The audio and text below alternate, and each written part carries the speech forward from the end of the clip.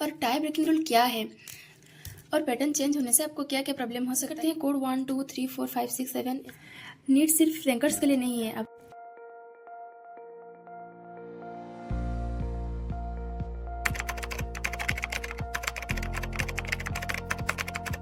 Hello NEET aspirants, कैसे चल रही है आपकी तैयारी। दिस इज सस्मिता पाठी, second year MBBS student of SRM MCS Bhawanipatna Kalahandi.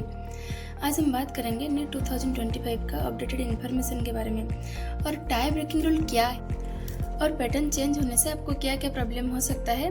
चलिए शुरू करते हैं। पॉइंट ये है कि सेक्शन B एलिमिनेट हो गया है और जैसे प्री कोविड का फॉर्मेट फॉलो किया जाएगा, मतलब 45 क्वेश्चन फिजिक्स में, 45 क्वेश्चन केमिस्ट्री में और 90 क्वेश्चन बायो में रहेगा। जो सेक्शन B के हिसाब से जो 20 क्वेश्चन ऑप्शन बेस्ड रहता था वो नहीं रहेगा, वो एलिमिनेट हो गया है।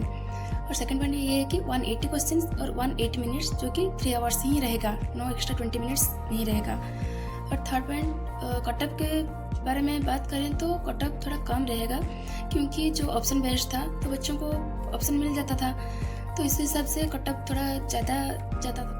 मेरा ये कहने का मतलब है कि 180 क्वेश्चन है जो कि कंपलसरी है, ऑप्शन बेस्ड नहीं रहेगा। अगर जिसने भी प्रीवियस ईयर से ये प्रैक्टिस कर रहे हो कि ऑप्शन बेस्ड वाला, वो थोड़ा चेंज कर दो क्योंकि पैटर्न चेंज हो गया। ये टाई ब्रेकिंग रूल क्या है, मान लो 2 स्टूडेंट्स को सेम मार्क्स है, ठीक है, तो किसी हिसाब से उनको प्रेफरेंस मिलेगा।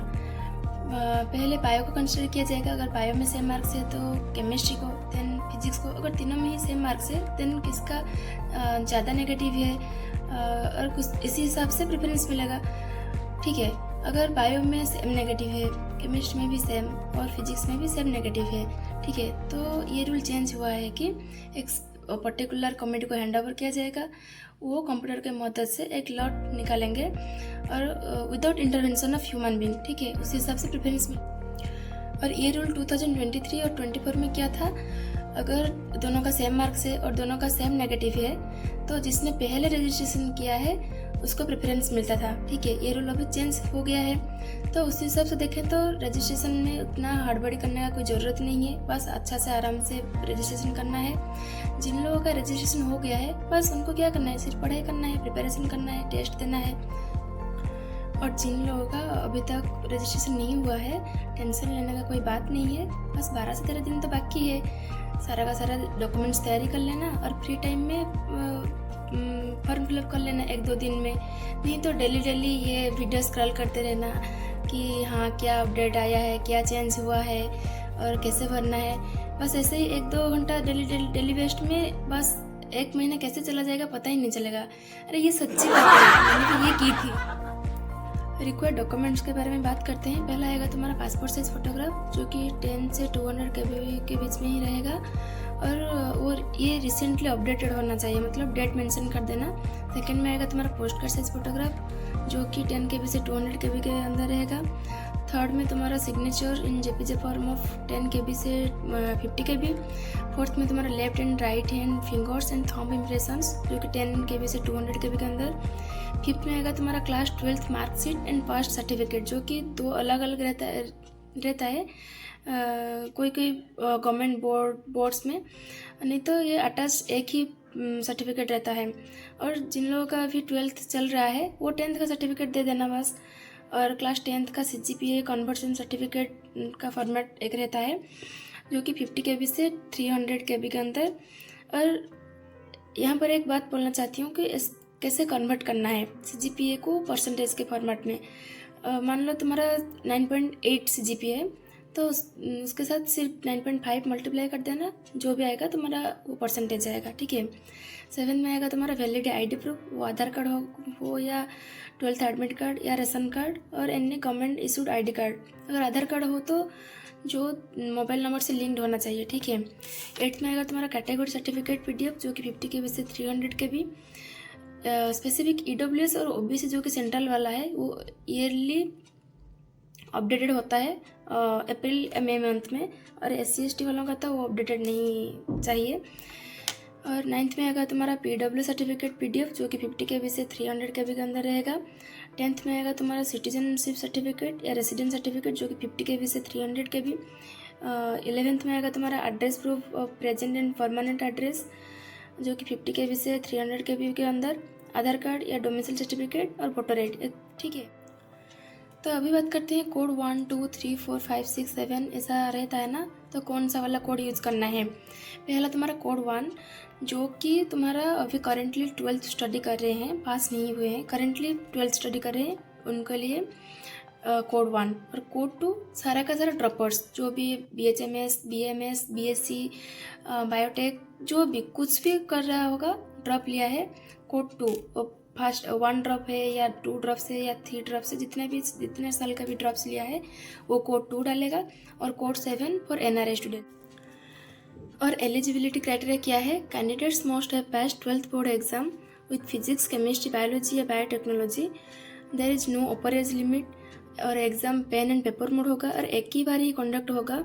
एंड 75% वाला जो क्राइटेरिया था वो अभी लागू नहीं हुआ है। और there is no limit of attempt. और पैटर्न चेंज होने से आपको ये 3 प्रॉब्लम हो सकता है। पहला तुम्हारा इनर्शिया ऑफ सेम पैटर्न, क्योंकि तुम्हें ये आदत हो गया कि हाँ एक्स्ट्रा क्वेश्चंस है, एक्स्ट्रा टाइमिंग है और वो लास्ट 15-20 मिनट में OMR भर लूँगी। नहीं यार, वो टाइमिंग तो एलिमिनेट हो गया है और ऑप्शन बेस्ड क्वेश्चन भी एलिमिनेट हो गया है, बस अभी से प्रैक्टिस कर लो। सेकंड में आएगा तुम्हारा नेगलेक्टिंग OMR फीलिंग। ये लगेगा कि हाँ अभी सारा का सारा क्वेश्चन सॉल्व कर लेती हूँ, क्वेश्चन मार्क में मतलब क्वेश्चन में मार्क कर देती हूँ और बाद में OMR फिल कर दूँगी लास्ट 5-10 मिनट में। ये नहीं होगा यार, मिनिमम तो 15 मिनट्स तो लगेगा, ठीक है। मेरे हिसाब से पहले बायो अटेम्प्ट कर रहे हो तो बायो का OMR फिल कर दो जो 100% श्योर हो, और जो डाउट है डी लग के छोड़ दो क्वेश्चन के ऊपर, ठीक है। उसके बाद फिजिक्स या केमिस्ट्री जो भी तुम्हें अच्छा लगेगा, मतलब जो तुम्हें कंफर्ट लगेगा वो अटेम्प्ट कर लेना, और वो कंप्लीट हो गया तो उसका फिलअप कर लेना, और जो भी डाउट रहेगा डी लग के छोड़ दो। और जब सारा का सारा कंप्लीट हो जाएगा जो लास्ट 15-20 मिनट में क्रॉस चेक कर लेना, ठीक है। जो भी क्वेश्चन तुम्हारा डाउट है उसको फिर एक बार चेक कर लो और उसके बाद फिलअप कर लो। अगर श्योर नहीं हो तो छोड़ देना, क्योंकि क्वेश्चन छोड़ने से तुम्हारा रैंक बढ़ता है, नहीं कि सारा का सारा क्वेश्चन अटेम्प्ट कर लूँगी और मार्क्स आ जाएगा। नहीं यार, एक क्वेश्चन सही होने से 4 मार्क्स मिलता है और एक गलत होने से 5 मार्क्स घटता है, ठीक है। तो 1 मार्क्स का डिफरेंस में बहुत नीचे तक तुम्हारा रैंक ले जाएगा, जो कि इमेजिनेशन का बाहर है, समझ रहे।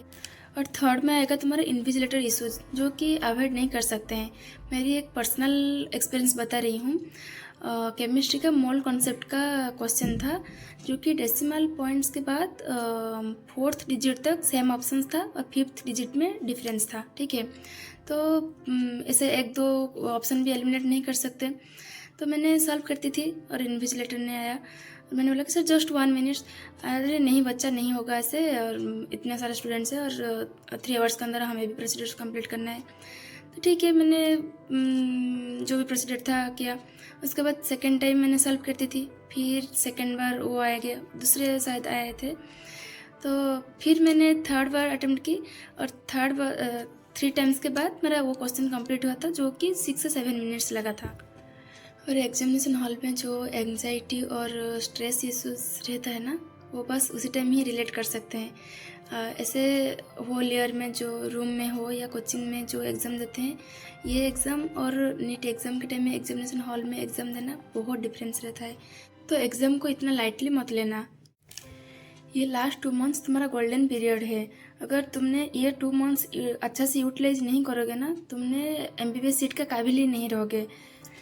होल ईयर का तुम्हारा डेडिकेशन और प्रिपरेशन के साथ साथ ये लास्ट मंथ्स का तुम्हारा फाइनल रिवीजन और टेस्ट तुम्हारा रैंकिंग डिसाइड कर। मेरी एक हम्बल रिक्वेस्ट है कि ड्रॉपर्स हो या फ्रेशर्स, अभी 2 मंथ्स बाकी है, 60 डेज। तो अल्टरनेटिव डे में एग्ज़ाम अपेयर करोगे तो 30 मॉक टेस्ट तो हो जाएगा, ठीक है। तो सिलेबस ख़त्म नहीं हुआ तो परेशान का बात नहीं है, क्योंकि टेस्ट के हिसाब से तुम्हारा सिलेबस कंप्लीट हो जाएगा, ठीक है। चलो ऐसे शेड्यूल बना सकते हो, मतलब फिजिक्स केमिस्ट्री बायो में जितना भी यूनिट्स है 30 मॉक टेस्ट के हिसाब से बना लो, उसी हिसाब से ही डेली PYQ सॉल्व करते रहो और एग्ज़ाम देना है। अगर एग्ज़ाम तक भी तुम्हारा सिलेबस कंप्लीट नहीं होगा तो एग्ज़ाम के बाद बाकी सिलेबस कंप्लीट करके सोना है, ठीक है। बस आज एग्ज़ाम का शेड्यूल जो भी सिलेबस था आज ही कंप्लीट करके सोना है, कल तक नहीं रखना है। अगर ऑनलाइन टेस्ट सीरीज ज्वाइन किए हो तो ट्राई करना कि OMR शीट निकाल के उसमें आंसर भरने को, क्योंकि तभी तो पता चलेगा ना कितना टाइम लग रहा है और क्या प्रॉब्लम हो रहा है, और वो टाइम के हिसाब से मैनेज हो जाएगा। अगर वो पॉसिबल नहीं है तो अगर ऑनलाइन सबमिट कर रहे हो तो 15 से 20 मिनट से पहले ही सबमिट।